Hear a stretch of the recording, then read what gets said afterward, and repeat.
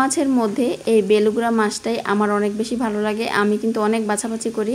মাংসের মধ্যে শুধু গরু মাংস আর মুরগির মাংসটা খাই, এছাড়া কোনো মাংসই খাই না। এদিকে মাছের মধ্যে অনেক বাছ বিচার আছে, তবে মাছ মোটামুটি ভালোই খাই।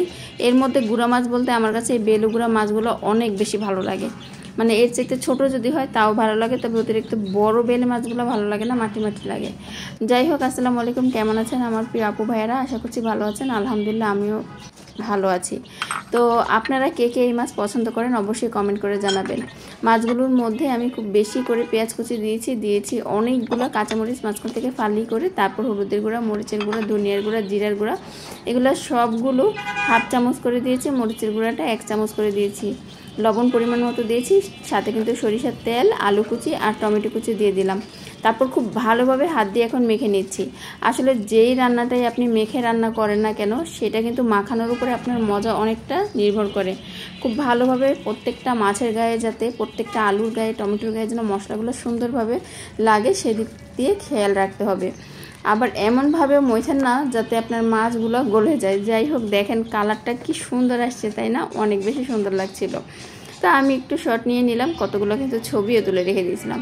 এখন মাটির হাঁড়িতে রান্না করব, তাই মাটির হাঁড়িটা খুব ভালোভাবে গরম করে নিয়েছি। আর তেল তো আমি আগেই দিয়ে দিচ্ছি। তো হাঁড়িটা যখন গরম হয়ে গেছে তখন এই যে মাছগুলো দিয়ে দিলাম। আর অতক্ষণ কিন্তু আমি বারান্দায় বসে ভিডিও করছিলাম। কালারটা দেখছিলেন কি সুন্দর দেখা যাচ্ছিল। আর এখন হচ্ছে আমার পাকের রুমে। আর আমার পাকের রুমে তো একটা জানালা টানালা কিছুই নেই, যার কারণে হচ্ছে এরকম হয় আর কি। খুব বেশি মানে আলো নাই, শুধু লাইটের আলোতেই যতটুকু আলো পায় আর কি।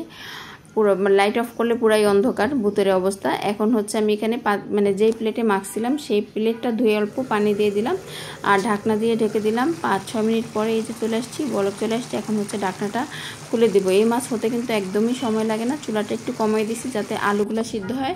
আর আমি এই ফাঁকে ছাদে চলে আসলাম আমার গাছ থেকে কিছু বিলাতি ধনিয়া পাতা নিব, কারণ ওই ধনিয়া পাতাগুলো শেষ ঘরে। তো এই তো বড় বড় পাতা দেখে কয়েকটা পাতা নিয়ে নিলাম। আর এই যে দেখেন, মানে ছাদে আসলেই হচ্ছে গাছগুলোকে একটু খুব ভালোভাবে দেখে নিই, কারণ এগুলোর জন্য আমার আলাদা একটা টান। তো ধনিয়া পাতাগুলোকে ভালোভাবে ধুয়ে এখন এই যে কুচি করে নিচ্ছি। নিজের হাতে লাগানো সব কিছুর জন্যই অন্যরকম একটা টান লাগে, তাই না পুরা? আর শুধু মাটির মধ্যে দেখেন কি সুন্দর ধনিয়া পাতা হয়েছে। আর এই ধনিয়া পাতার গ্রানটাও কিন্তু অনেক বেশি সুন্দর। তো আমার ভিডিওগুলো আমার আপু ভাইরা কে কোথা থেকে দেখে এবং আমার ভিডিওগুলো আপনাদের কেমন লাগে সেটা কিন্তু কমেন্ট করে জানাতে একেবারেই ভুলবেন না। এইদিকে দেখেন মাছের পানিগুলো একদম শুকিয়ে গেছে, তার উপরেই হচ্ছে আমি ধনিয়া পাতাটা দিয়ে দিলাম। আর চুলাটা এখন আমি অফ করে দিয়েছি, কারণ নিচে নয়তো লেগে যাবে। ভিডিওটা কেমন লাগলো অবশ্যই কমেন্ট করে জানাবেন। সবাই ভালো থাকবেন, সুস্থ থাকবেন, রমজানে বেশি বেশি করে পানি খাবেন, আর স্বপ্না চাউজের পাশেই থাকবেন। আল্লাহ হাফেজ।